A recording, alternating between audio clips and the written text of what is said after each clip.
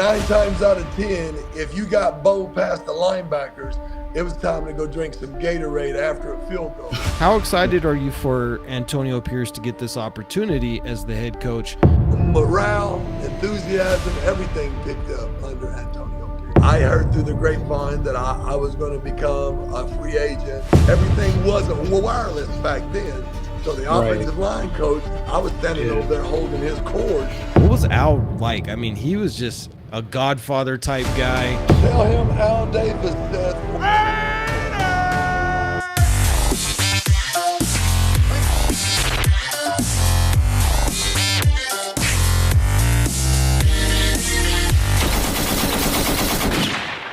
Welcome back, everybody, to the Raider D podcast. I have an amazing special guest, a Super Bowl champion left tackle, former Las Vegas, or should we say Los Angeles Raiders, since we travel so well. We're all over the place. Won a Super Bowl ring with the Green Bay Packers. Unfortunately, not with the Raiders, but we are happy that he did get a ring because he is deserving of it. Big Bruce Wilkerson up in the house. Thank you so much, Bruce, for joining the podcast today. How are you, my man? I'm doing good, man. Thank y'all for having me. It's been a while trying to hook up, but I'm glad we finally got together. Of course, I got my main man, the Hot Beavers up in here from Raider Nation Hotspot. Welcome in, brother. How are you? Oh, I'm doing well, man. I'm in the room with the legend, so couldn't be better. So not only a legend on the football field, but just a great human being. We know in our circle that know you, and that's how we got connected together.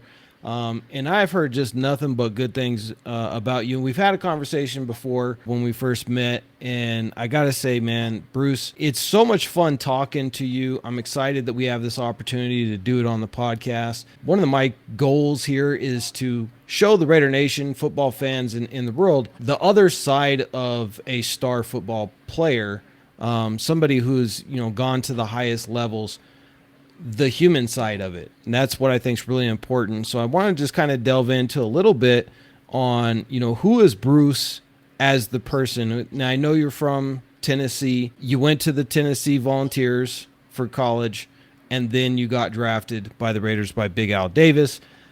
What was it like growing up there in Tennessee? And did you ever expect to play football at such a high level or even at all? Well, man, I don't know if I expected it. I heard all these stories about how good my dad was back, during segregated schools in East Tennessee. So as we went through our Baptist Association and we went around to different churches from a lower East Tennessee up until about Knoxville, people would always come up to me and say, "Are you going to be as good as your dad? Are you going to be as good as your dad?" So I tried to play pee-wee football. And, trying to play pee-wee football in a little small town, I went out. But back then they had a weight limit. So I was old enough to be on the first team, but big enough to be on the third team. And then so I started practicing with the second team.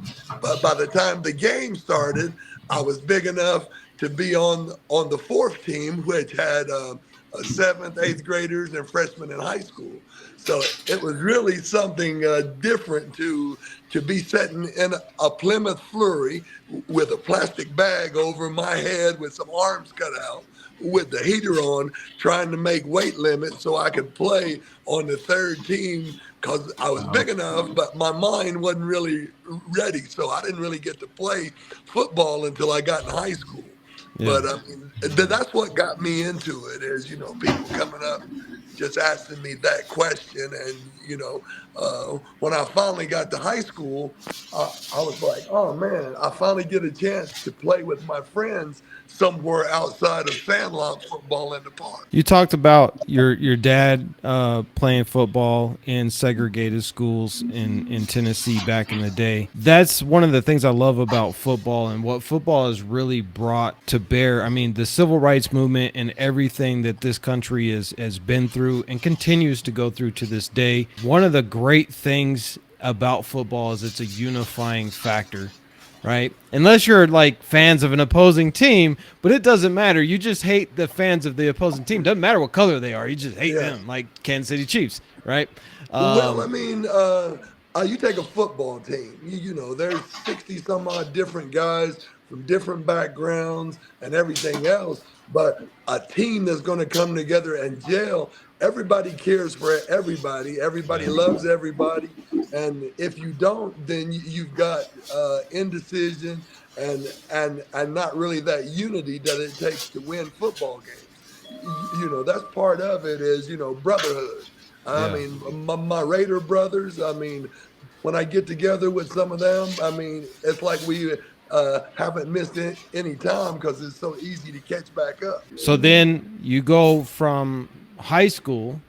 Did you think that you would play football at university level, or did you think that you'd go on? Because I know your nickname is Big Country, Yeah, right? yeah. Well, I So mean, I had big country.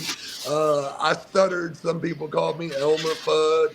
And then when I got to the Raiders, it kind of got shortened to Fudd Drop.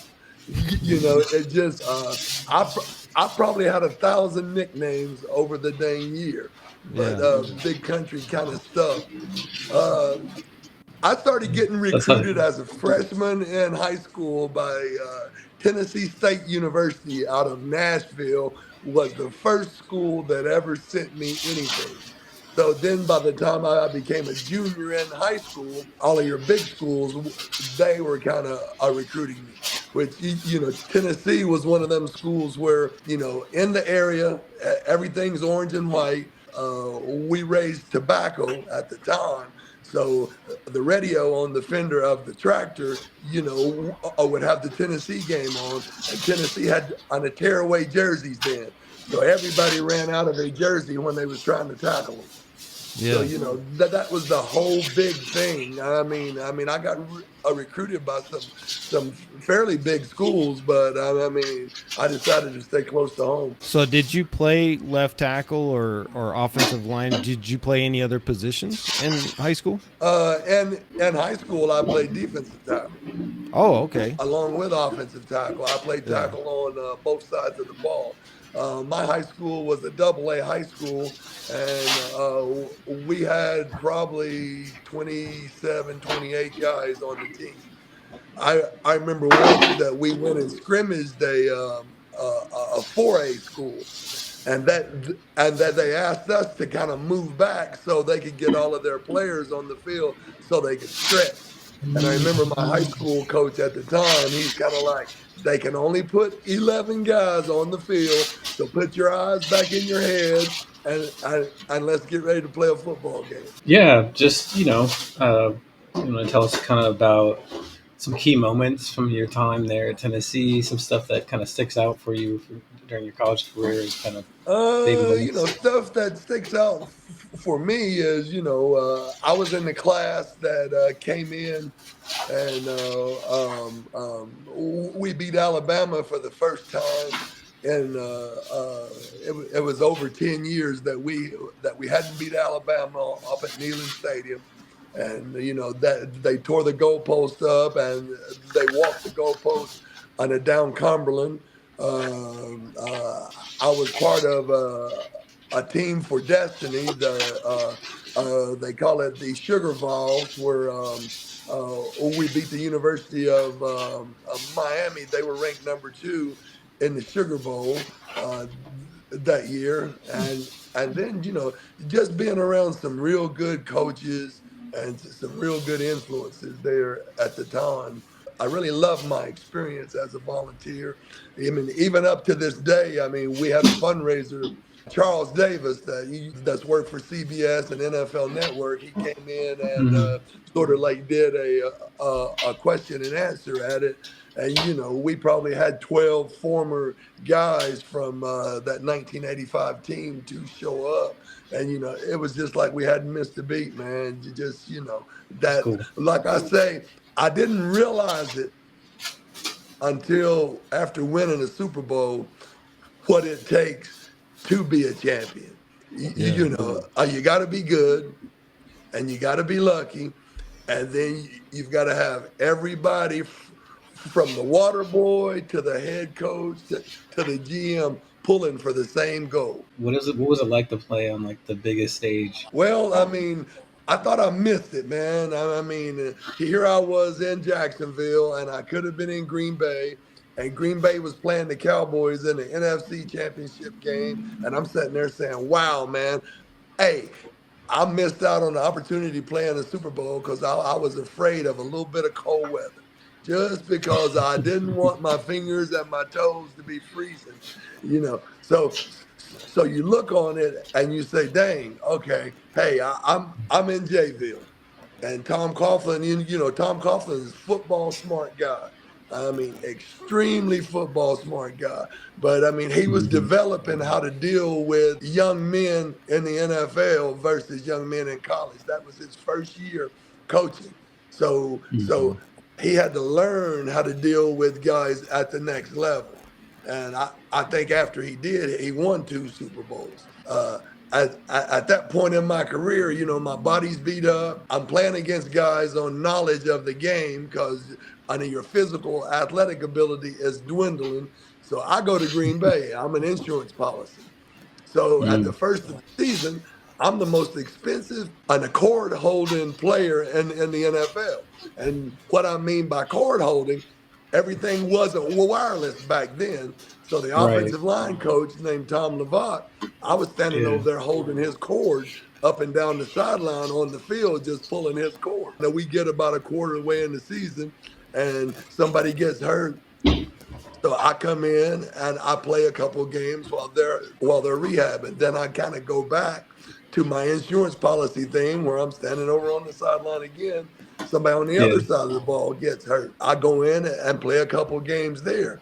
Then down the stretch, tried a couple of young guys to play. Ex-Raider teammate and a teammate in Green Bay, Sean Jones, said, "Well, the best guy that you can play is over on the sideline. So just give him a shot." So it was the last game of the season. They gave me a shot to come in and play left tackle, and I did a decent job. So then it was my job all the way through the playoffs, kind of playing our way all the way to the Super Bowl. That's 10 years of some pretty physical abuse on your body playing in the NFL. We used to hit a lot in practice and in the game, so Yeah. you really had that physical toll on your Yeah. body. Yeah. So you felt like, this is your shot. You're going to take it. You're going to get out there and give it your all. And then you win. Like you guys are hoisting the Lombardi trophy. What does that feel like? Man, it's awesome. I mean, I tell people both those games was in New Orleans. The Vols beat Miami in New Orleans when we didn't have a chance to win the game, and then to be back in that Mm. same city with the Packers and actually winning a Super Bowl in New Orleans. So I've won 2 championship games in the Superdome, and Yeah. I That's mean, awesome. I'm gonna forever be fond of etouffee and gumbo and oyster poor Yeah. boys and all that stuff because it was a real Nice. good time down there each time. Yeah. What's your favorite quarterback that you've played with? Favorite quarterback that I played with, I mean, you look at it, I mean, guys is kind of different. I mean, I played with quite a few. I would say right now, the top that I played with is Brett Favre because he's in the Hall of Fame. Yeah. But I mean, I played with Steve Berline. I played with Mark Brunell down in Jacksonville that year. I played with Jay Schrader. I played with Jeff Hostetler. I played with Mm. Russ. I mean, if you look at it on that Super Bowl team, Jimmy Mack was on that team. Doug Peterson was on that team. So there's a lot of guys that just brought different things to the game. But it was just great with all of them. But I think the only one in the Hall of Fame is Favre. Seems to be a bit of a character. Was he like that in the locker room, or was he like, kind of all business kind of guy, or who's the No, no, funnest quarterback? man. I mean, Favre was probably by far by far the most relaxed on the field, most relaxed in the huddle, just laid back gunslinger. I mean, I mean, Yeah. uh, Yeah. I would say not the most X's and O's guys, but on the football field and do anything it takes to win. Yeah, Mhm. I'd say it'd have to be him. And you played with my all-time favorite running back in Bo Jackson. Yeah, we talked about that before. I mean, Bo was kind of like,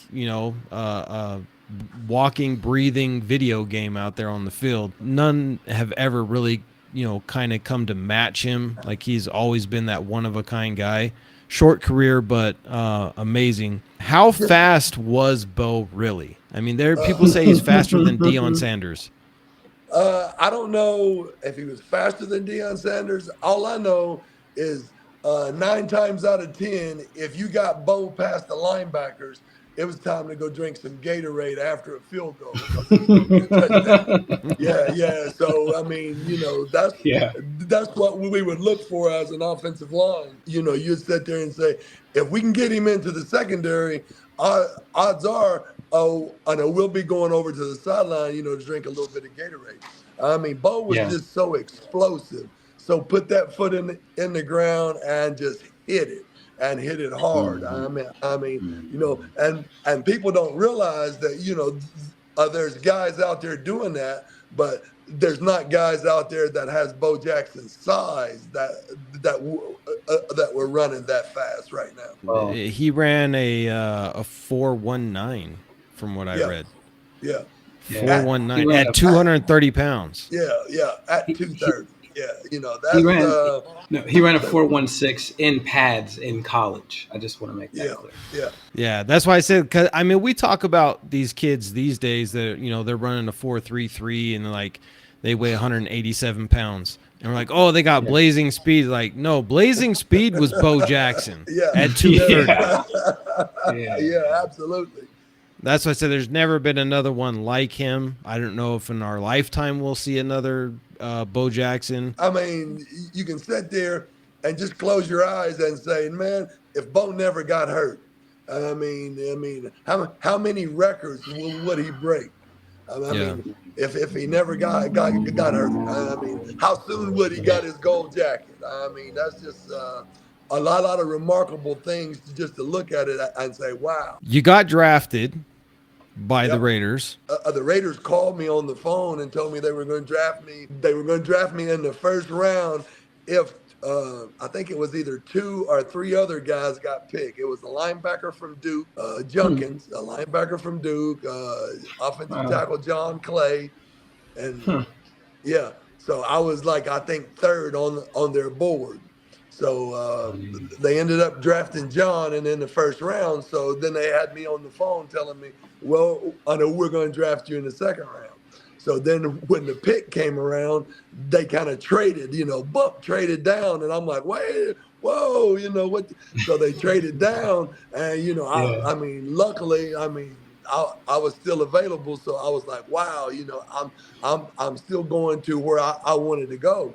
I mean, when I was a kid coming up back here in East Tennessee, Hmm. that 4 o'clock game pretty much was 8 times out of 10 going to be the silver and black playing somebody. So, Yeah. it was a pretty good fan base back here. When was the first time you talked to Al Davis?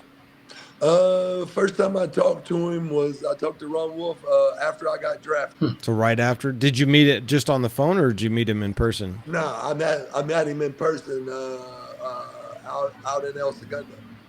Okay. What was he? Now Al Davis has like this mystique, and the younger fans of football of the Raider Nation, a lot of them don't even really know a lot about Al Davis. They just know Mark Davis because that's what they've grown up with since Al's passing. Yeah. What was Al like? I mean, he was just looked to him like no nonsense, like a Godfather type guy. Was he like that, or was he like total opposite of what he looks like in on TV? I mean, what he looks like on TV, that's his persona. I mean, everybody puts that there. I mean, Al was a guy, once a Raider, always a Raider. But if he brought you to the Raiders, then you were supposed to be great. He had the attitude of my way. I mean, it's gonna be my way. That persona, that him standing on the sideline in the white suit. I mean, that would be at practice, and somehow he could see everything going on at practice, or he had enough people talking to him where if someone made a mistake on field two, then boom, and he's standing over on field one, he could comment on it, when he saw you. You were with the Raiders in that final season in Los Angeles before they made the move. So you were there for the announcement. How did that affect the team? How did it affect you personally? And how did you find out that was going to go down? I mean, they were talking about it all the whole year before. So then when we actually played that season, I think the last game of the year was the San Diego Chargers and the Los Angeles Raiders, and it was shocking because I actually. Um, uh, I heard through the grapevine that I was going to become a free agent. When I was leaving the stadium, I actually took my jersey off and gave it to fans at the game. I mean, LA Coliseum, a lot of people think that it was just a rough place to play, but I mean, the fans Love. there to me were some of the greatest fans in football. Yeah. And they would follow you all over. I mean, San Diego was like a home game. I mean, if we came up and played the Niners during the preseason, I mean, you had that Oakland crowd. I mean, wow. I mean, if you went to Kansas City, I know you had a decent crowd, but it was all Yeah. Raider haters. If you were in Yeah. Seattle, I know you had a decent crowd, but the other side was Raider haters. If you was in Denver, the other side would be Raider haters. So You played for the Raiders, played for Jacksonville for a year. You played for the Packers. Who has the best fan base? I already know the answer. best fan base. Oh man, silver and black, baby. I mean, I'm gonna tell people, Jacksonville was just getting started when I got there. It's just different with the Raider Nation. And I think part of that is the fact that we call ourselves the Raider Nation. Nation, You yeah, know what I'm saying? It's yeah. like one unified fan base that all comes together regardless of where you're from, whether you're rich or you're poor, whether you're famous or not, whether you're white, black, Mexican, Latino, doesn't matter. Well, I'm gonna tell you something, man. I've never tailgated in Vegas, so I don't know how it is. I know Los Angeles tailgated right too. All right there around the a player's entrance coming out across the street from the player's entrance. That parking lot tailgated. I went to Oakland after I was done playing. Went up for a game, and we kind of brought a Raider truck up there to Oakland. A buddy of mine, Tom Koch, had a Raider truck done, and we brought it up there and showing it off. And I tailgated in the parking lot, man. And you talking about, I ate food probably from every country in the world going around Yeah. that stadium, and people was Yeah. just like, hey man, try some of this, try some of that, man. So that's exactly right what you said, that it's a melting pot. Yeah. It's a culture. I mean, it's not just one, it's not just the other. Is many different cultures support the silver and black nation, man. And Yeah. Raider Nation is strong. And speaking of that, is that the Silver and Black Nation T-shirt you got on Yeah, from yeah. the That's Facebook silver group? and black. I finally hooked up with Tom today. Yeah. He's been trying to hook up with me for about the past 4 days. He's like, "Hey man, come on by, come on by." So me and him finally hooked up at around 3 o'clock today. So that's big Bill Lean and Jimmy over there. We're the podcast for the Facebook group. Anybody that doesn't know that, Silver and Black Nation Facebook group, it is one of the biggest Raiders Facebook groups. Very well run. We keep all the scammers out, and got their own T-shirts for the group that we're going to be doing a charity for the Blitnikoff Foundation. All the proceeds will be going to that. So that's why I asked. I seen that on just See a the second logo? ago. Yeah, Silver and Black Nation Facebook group, guys, go check it out. You got to get on it. It is live over there. We'll be getting thousands of posts. You're retired now, obviously, but you're not retired. Like you're a very busy man. So a lot of Uh, people think that you retire from football and then I don't know, you just go fishing all the time, but you work full time job. You got cattle. You got like just a full schedule all day. What is that like? Most people say that my dad and all of his brothers were real big workers. So they're like, it's in his blood. I mean, it's in his blood. And I don't know if it's in my blood or whatever, but I don't know if my body can take it much longer because, it's very tiresome. But I am a machinist for Arconic Corporation, and I do raise beef cattle and I sell some farm raised beef. So, I mean, that's basically what I do now. I've got grandkids. I'm on yards. I'm kind of a jack of all trades. So, I Yeah, mean, uh, if I can't do it, then I can hire somebody or get somebody too. But 9 times out of 10, I'm going to try first, no matter what it is. So I don't know if that's that hillbilly in me or that's in my DNA because my father and uncle both farmed and worked regular jobs. I had another uncle that had a regular job, but then he also was an appliance, air conditioning, refrigeration service guy. So I grew up kind of in a family that everybody had a side hustle. yeah, So now the way I look at this is I played pro football. That was my main hustle, and now out of these next two things is my side hustle. Hopefully, yeah. in a couple of years, I'm dropping that a machinist thing, and all I'm doing is piddling it down around on the farm. So how many cattle do you have now? Cows, calves, and all, probably 90 plus. I've got too many for one man. So Yeah, I need to kind of sell down to about 15 or 16 yeah, and and build back again. yeah. I mean, it's just turning into where it's eating up all my free time. You had a very long, distinguished career. How does the toll on your body? How did that take an effect on you? Well, I mean, if you X-ray my upper spine and my lower spine, you'll say, "Well, aren't you in a lot of pain?" One of the things, about 4 years ago, walking on the farm or walking through the woods, I mean, I was just about to trip over everything.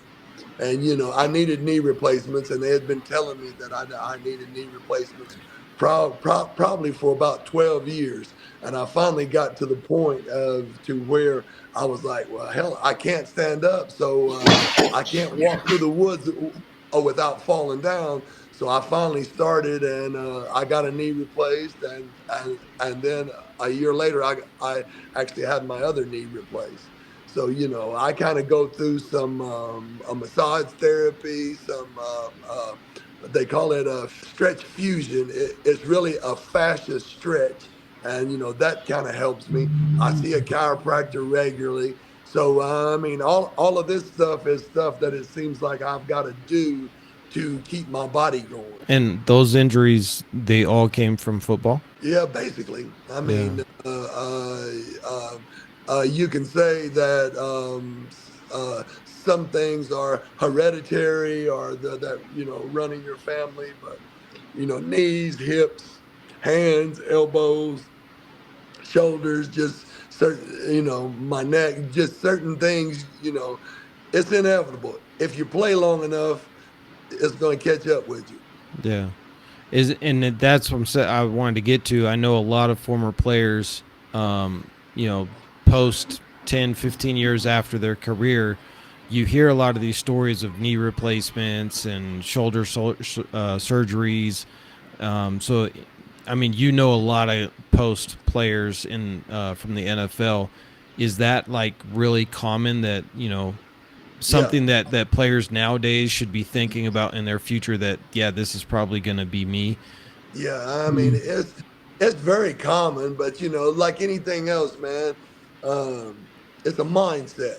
And most football players, on average, I mean, I don't know about now, but back when I played, on average, most football players had that mindset that there's a difference, but between a little bit of pain and injury. So pain's Hmm. something that we can fix after the season. Injury's something that we got to fix right now. Yeah. So you can kind of grit your teeth, and I know you learn how to deal with ice pack, heat pad, and make it through a day, or make it through a practice, or make it through a game. So that's kind of instilled in your DNA if you played football. So that right there to me has helped me the most with it. I mean, I normally try to deal with things my own way as long as I can, and then when I get to where I can't deal with it, then all of a sudden it's off to the doctor. Does the NFL have any compensation medically for players? It's getting better. Is It's it? getting better. I mean, each year the union, former players union, we really don't have a big voice, but there's a voice. So there's some things that that they're getting better at. So I mean, look at it. I mean, a lot of people compare. I mean, I work for Arconic. Now look at what they do for their employees after they're done. So if you compare, the NFL's doing a pretty decent job if you Yeah. compare the real world to the sports world. Yeah. Even though it's a whole lot different in the money you make, but if you just compare, taking care of, I mean, they do a decent job. Kind of going down that same track, what advice would you give to all the upcoming football players that want to try to make it to the NFL? Like, what's the one thing they should listen to or focus on? I think up and coming football players. First of all, it's going to be based on athletic ability. Then it's going to be determination. But the one thing that you should focus on is technique. Understand the fundamentals of football. Technique, technique, technique. I mean, angles, body position, head placement, hand placement. All of those things come into play. Now, guys are showing that they can practice all of those things without the contact and still put a good Mm-hmm. product on the field on Sunday. Mm-hmm. And Mm-hmm. so technique, technique, technique, because there's always going to be somebody as big as you are, and as strong as you are, and as athletic as you are. And the way you beat that is not understanding and knowledge of the game, or understanding and knowledge of the offense that you're running, or understanding and knowledge of the defense that you're running. I know we had talked about it a little bit before, touching on that point of the different schemes and how the NFL has really changed over the years since you were a player. Like you were talking about before when we were talking that when you were with the Raiders, it's quite often it's a seven step drop back for the quarterback, which means that the offensive lineman has to hold their blocks longer Yep. versus a quarterback that's going to maybe be more mobile and get out of the pocket quicker, or a quicker release if they're running that West Coast offense, which is what they were running in Green Bay, right? When you went to Green Yep. Bay. Yep. I mean, 5 step drop, 3 step drop. I mean, the ball's coming out on time, so you're really not holding the ball. Waiting to get that deep route down the field. And most of the time when we were there, if it was a 7 step drop, 8 times out of 10, it was going to be a play action pass, or it was going to be in some ridiculous third and long situation that there's not a whole lot of chance that you're going to convert. Yeah. So do you think the trend towards more mobile quarterbacks is here to stay, or do you think it's more of a kind of just a trendy fad right now, and we're going to go back to more traditional quarterbacks in the future? Well, to me, the only way we're going to get back to more traditional quarterbacks, from the past is if college starts playing ball like that again. Because Mm. I mean, all of these quarterbacks come up from college. So as long as college is keep trending towards the mobile quarterback. The NFL has to me has no choice but to go along with it. I mean, and the game has changed where if you look at it, man, I mean, games are decided by what 7 points. The majority of the games, I mean, if there's a game that's not decided by 3 to 7 points, then something happened there at the end of the game, and some team got up 10, or some team got up 14 or 17. But it was right there close. I mean, the league is designed for teams to score points. I mean, there is always the off game where, like last year where the Raiders put up, how much was that again? 63 points on the Chargers?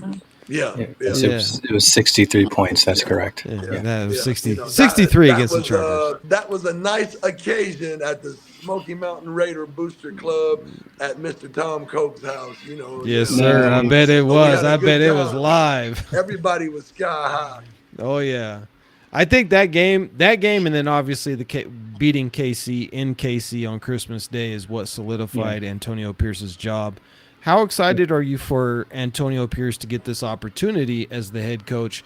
And do you think that his style of coaching is what is needed for this team? I mean, his style of coaching is, what I see from the outside looking in.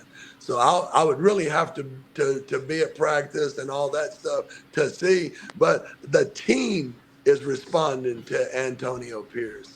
So, that's what you got to look into. The guys on the field were responding to Antonio Pierce. As before, the guys on the field were responding to, what was it, Rich Bisaccia, Rich Bisaccia. So that's what you take into consideration is, who can pull the best out of these guys that I got on the field.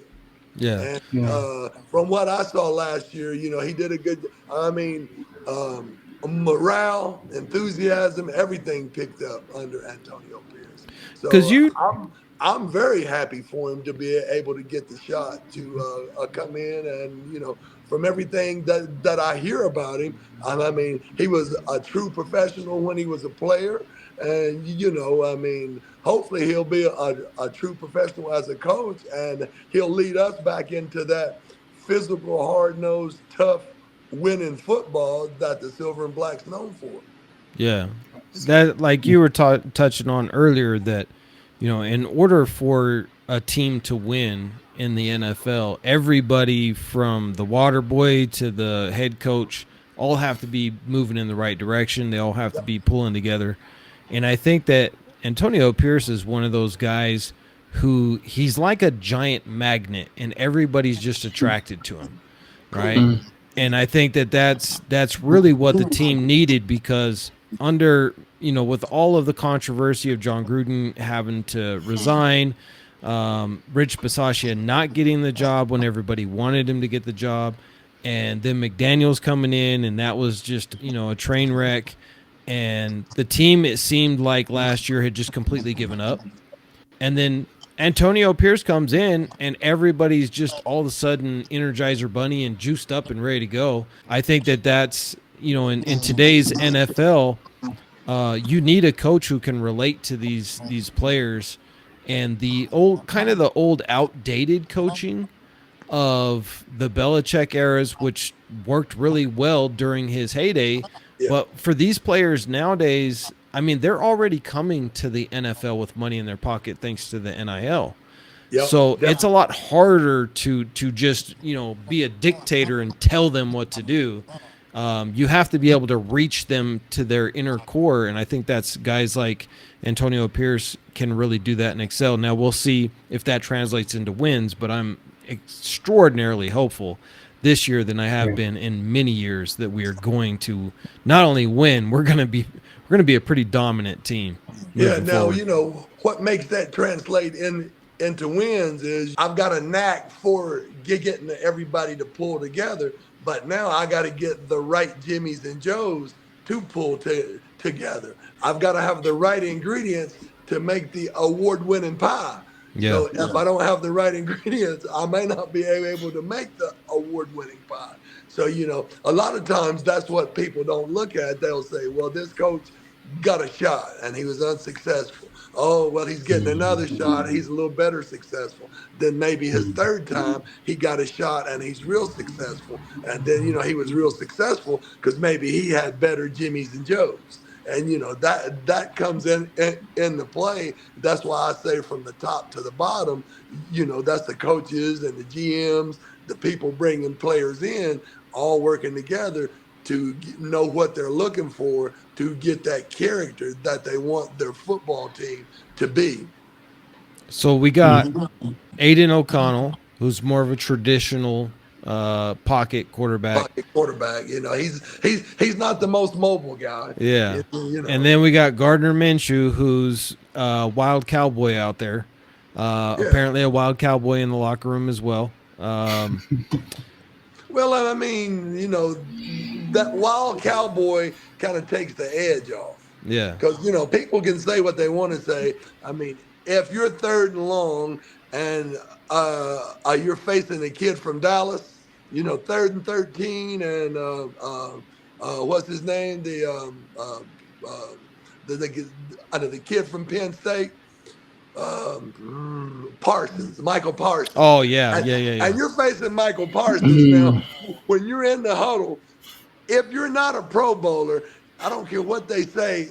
I know you're thinking about, I got a beast over there on the Atlantic or down in the Gulf, the deep sea fishing for sharks, and they start throwing chub in the water, and the water's all bloody and stuff, and it's third and 18, and these guys is over there laying their ears back. They not worried about draw. They ain't worried about run. All they worried about is a sack. Yeah. Bottom line. Yeah. So that now, if that quarterback can come in there and just ease it just a little bit, that loosens you up just a little bit and takes a little bit of that tightness away. So out of the two, who do you think's gonna win the starting job? I don't know. I mean, Michu's got more experience. O'Donnell's got size, but on the mobility. I'm looking forward to see how it plays out. I mean, they're going to have to make a lot of valuations. To me, to make a lot of valuations in camp because there's only 3 preseason games this year. But we pick up that extra regular season game. Yeah. Yeah. Now, the big thing about that is What do you think about the fact that there's over 30 players that have been in all off season working together, training? This team seems to have an exceptional amount of togetherness and work ethic. Have you ever seen that sort of thing before on a team? What do you think that man, means I for think the it's a team? good thing. Yeah, Yeah. off-season workouts there at the facility, whatever, man. I think it's great. I can have my own personal dietitian or my own personal whatever, but all of these teams have this stuff now. The stuff is Yeah. right there, easy for you to access. I mean, it would be hard. I'm thinking back in my day. You're like, hey, here we are in Vegas. I mean, it's gonna be hard at 20 some odd years old to be like, all right, I'm an early morning workout guy. I'm living in Vegas. Like, wait a minute, what did we do last night? Yeah, so Yeah. so man, that's a good thing. And what that does is that camaraderie that we were talking about. See, we Yeah. had something that was kind of unique to the Raiders. Every Thursday night was camaraderie night, restaurant, and pretty much you almost had 100% participation. And some guys would stay 30 minutes. Some guys might stay 3 hours, 4 hours. But it was just that getting to know each other, getting to know about each other's families and dogs and interests and things people dislike, whatever, that creates a closeness, just getting to know each other. And if we're close, I'm going to fight harder for somebody that's more like a family member than I am going to fight harder for somebody I just casually know. Even Yeah. though we're That makes supposed sense. to fight the same for each and everybody, but that Mhm. camaraderie, man, that right there, the, that starts the building of that closeness of that close knit team is to where you say, okay, the way it's always been said, offense wins 4 games, defense wins 4 games, special teams wins 4 games. That puts Hmm. us 12 and something. Odds are we're going to be in the playoffs. So that brings that Wow. closeness to when my brother's having a bad day. Well, guess what? I'm gonna pick it up and Right. pull us a win out. That makes sense. That's Yeah. the beautiful Yeah. thing about football versus like individual sports is really good. I grew up doing individual sports with wrestling, boxing, and MMA, and then I played football, and it's a totally different thing because you're relying on the person next to you.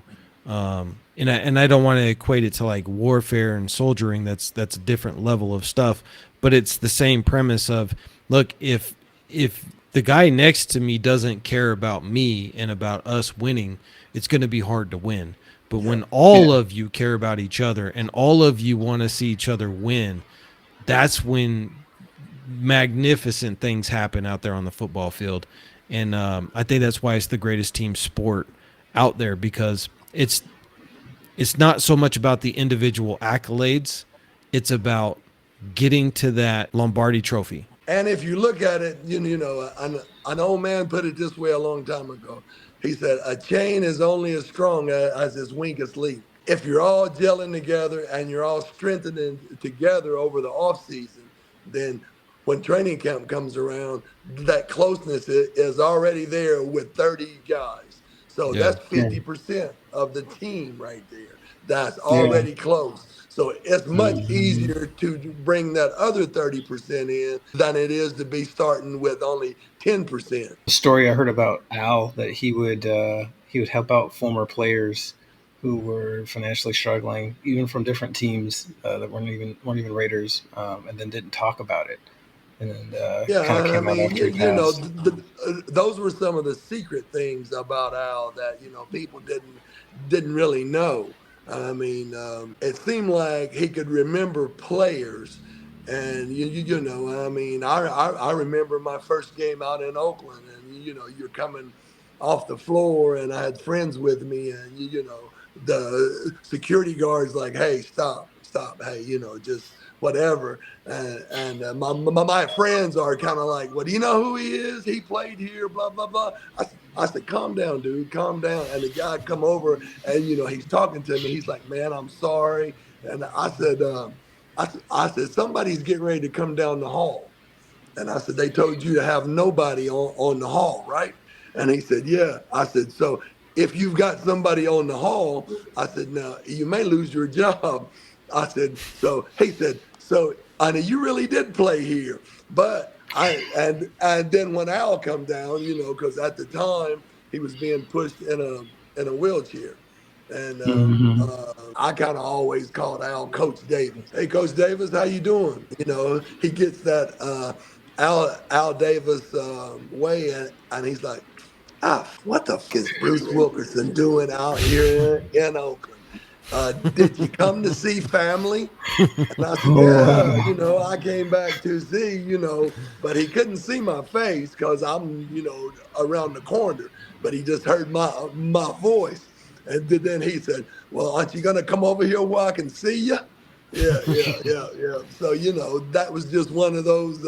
I'd been away from the Raiders for probably, even though I came back and retired, I hadn't been out there probably in maybe 5, 6 years or something. So, as many guys come through and somebody with Al's age, you're kind of thinking like, wow, Hmm. how in the heck did this man just remember my voice? Yeah. Speaking of the Davises, I know Mark Davis gets a lot of crap in the media about his haircut and some of the decisions he makes. Um, but what is the difference? I mean, how well did you know Mark, and what's kind of the difference between Uh, his style of ownership and Al's? I think he's got his own style. I mean, hopefully he can bring it back to that winning tradition. And I mean, let's see what. And the Aces are winning. The hockey team's winning. I mean, and now it's time for the football team to go on Yeah. that run of just getting back in the winning ways. I mean, I mean, if it's not a championship right away, just get back in the hunt. You know what I'm saying? Year after year after year after year, just get back where it's a constant invitation to the party every year. And Yeah. and the party is the playoffs, and that's where you want to get to. And if you can't get to the party, then ain't nobody gonna let you dance. Yeah. That's right. I mean, if you keep You going to dances, eventually you'll be the belle of the ball. Yeah, hey, So, that's it. Yep. Yeah. I mean unless you're the Buffalo Bills. oh, oh, shout out to my boy Devon, Yeah, the Bills yeah. fan Bills in my Mafia hates neighborhood. that. Do you still talk to any like Mark Davis or any of the former or current players or anything like that? Not really the current players. I mean, if I need something, I wouldn't hesitate to pick up the phone and call Mark. I mean, because that connection is gonna always be there, man. Yeah. Yeah. That's the true statement. Once a Raider, always a Raider. And alumni weekends and stuff like that. I mean, they still try to do everything they can do to help us guys out down the line. So he's Oh, he's still like um basically follow. I mean, he's different than his dad, obviously, Yeah. but I mean, he wears the jumpsuit jackets and stuff just like his dad. A lot of people get upset with Mark Davis with some of the decisions that he's made and stuff like that, and they even question whether or not he actually cares about the Raiders. You know him personally. What would you say to somebody who says that Mark Davis does not care about the Raiders? I think he cares about the Raiders. I think he cares about winning. I mean, most guys put it on football experience. Yeah, But I mean, football's in his blood. So I mean, when I played, he was around, but he wasn't around all the time. So I'm sure that's what people's looking into is but it was his birthright to inherit the Raiders, run the organization, and now he's just got to bring them back to to prominence, or as Al would say, back to greatness. yeah, and I think he's made all the right moves this time. Definitely didn't like the McDaniel's move.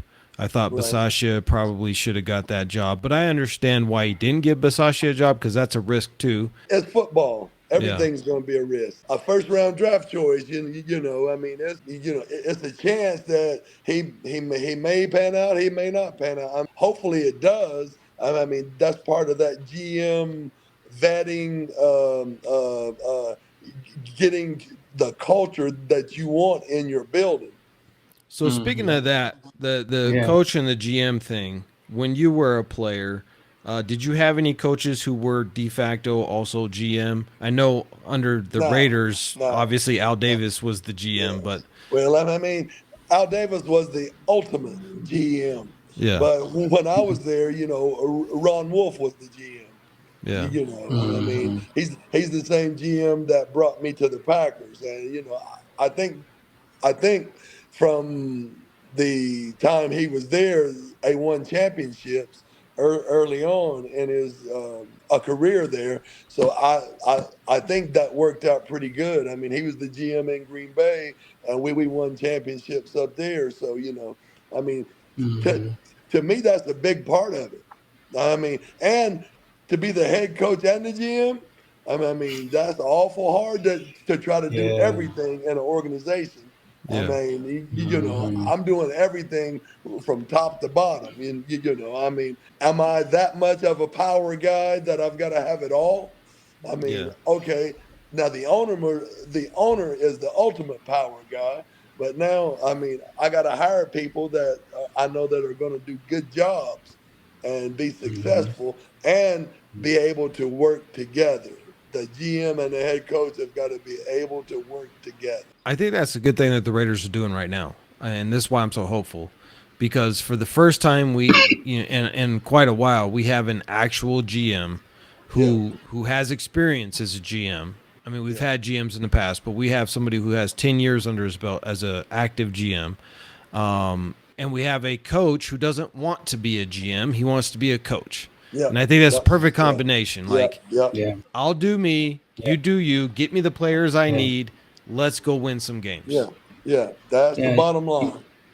you need those competing interests with long term vision, versus win right now, and have those kind of that dynamic, brings Yeah, the best out I of the mean, direction. I mean, they got to be able to come to the table, sit down, and decide that this is the direction we want to go, and let's both work for that goal. Tom Telesco even said in an interview when he was asked about it, he said, "You know what? Working with AP has been really easy because he's had a very focused goal in mind for what the Raiders need to be, how he sees how it needs to be, and it's Right, made our job as the GM and the scouting staff and everybody else really easy because he's not changing it. It's just right. this is the goal, That's this is what yeah, we need." yeah. So That's it.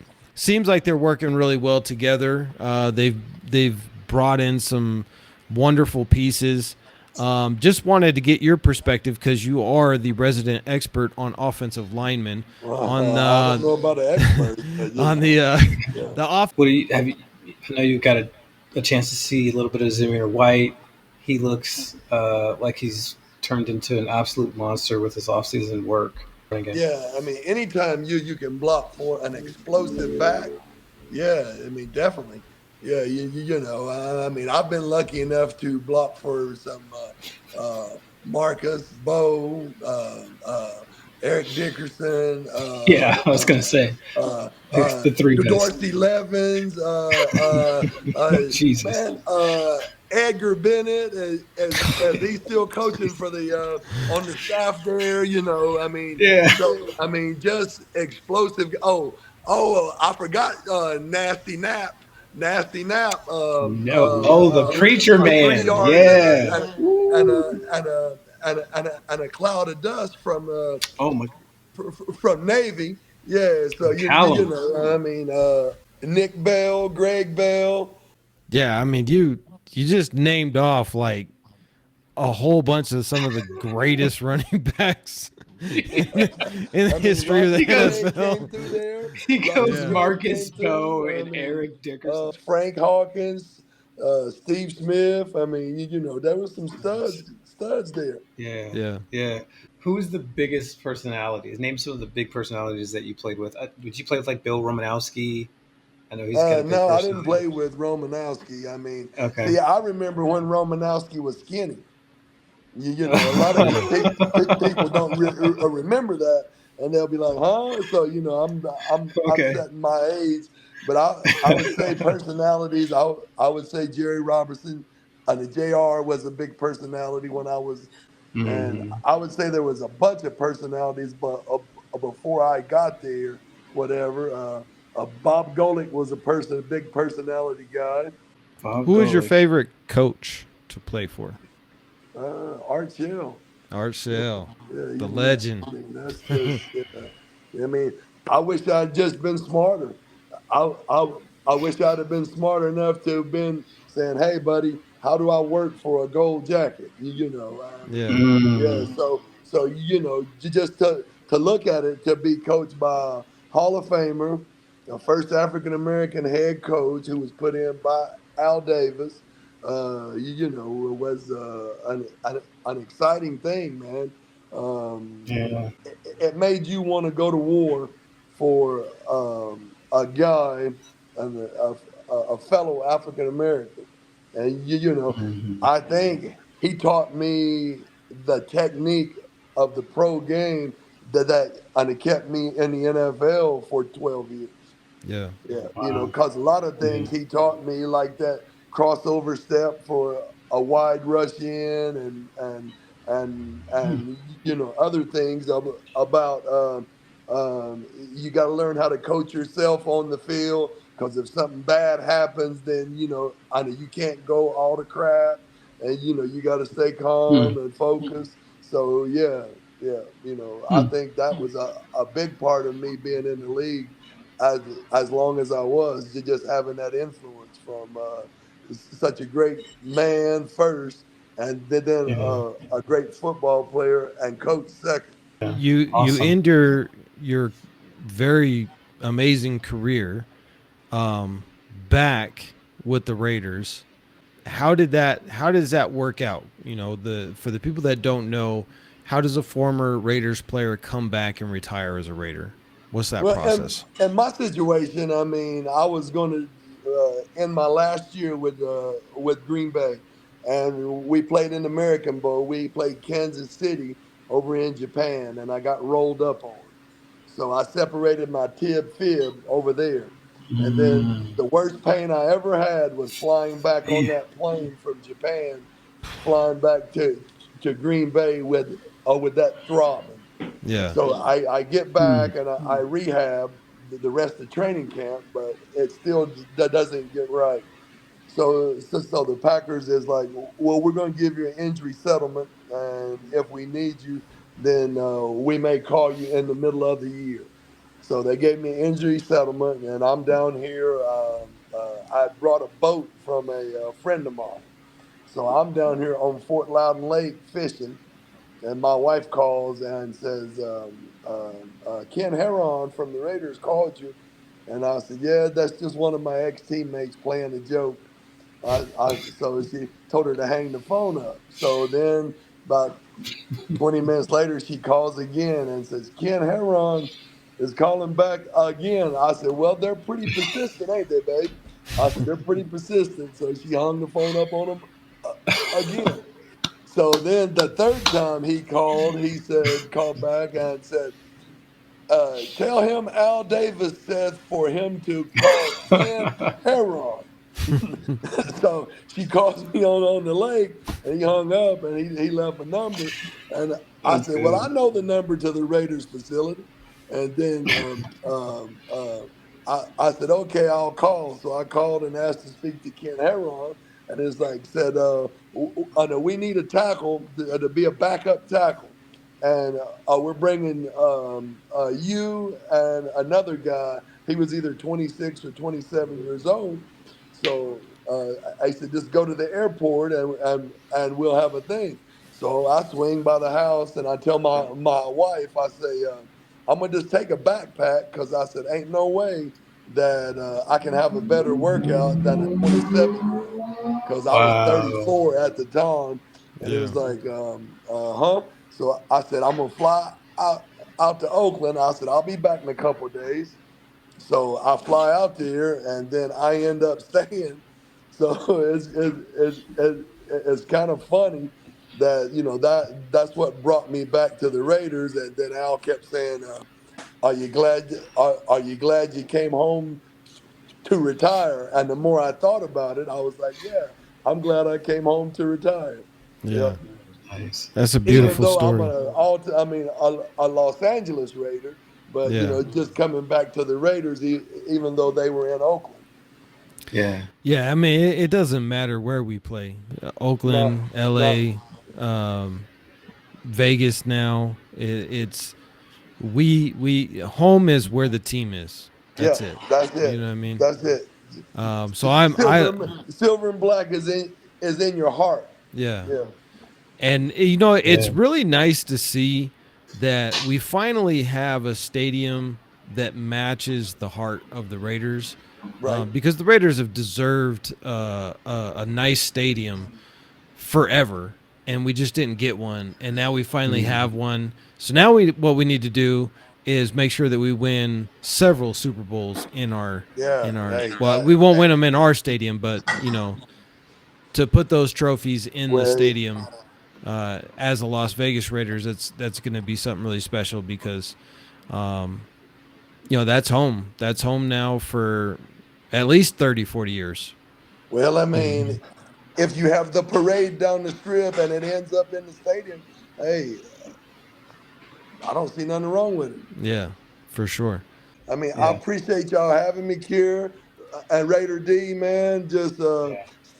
for the next 2 years. But if I'm still around in 2027, things should slow down. I hope.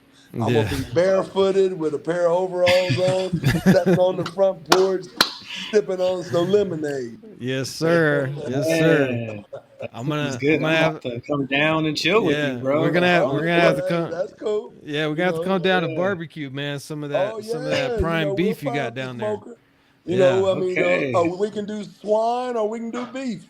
Well, I We don't just, I you don't Hey, I know, don't know if you've seen behind me. I don't do the swine. I'm he Muslim. doesn't do all the, right, all right, But I do the all but right. beef. Beef, I all right. do the yeah, That's beef. all good. yeah. I can Yes, cook a little. sir. I'll bring some. We All can right. do this. Yeah. Yeah. I know you can show us how to cook lamb, bro. Oh yeah. Yeah, Oh yeah. all right, all right, Let's do it. all right. Let's do it. That's That's a date. Let's do it. all right, man. For Hey, sure. y'all have a good evening, man. Much love. Appreciate Awesome. you, Hey, and to everybody watching. you. Thank you so much to Big Bruce Yes. for taking the time to come to the Raider D Awesome. podcast. To my co-host, Kier Beavers, Hot Beavers from the Raider Nation Hotspot. Make sure you subscribe to his channel as well, and we'll see all of you guys in the next episode.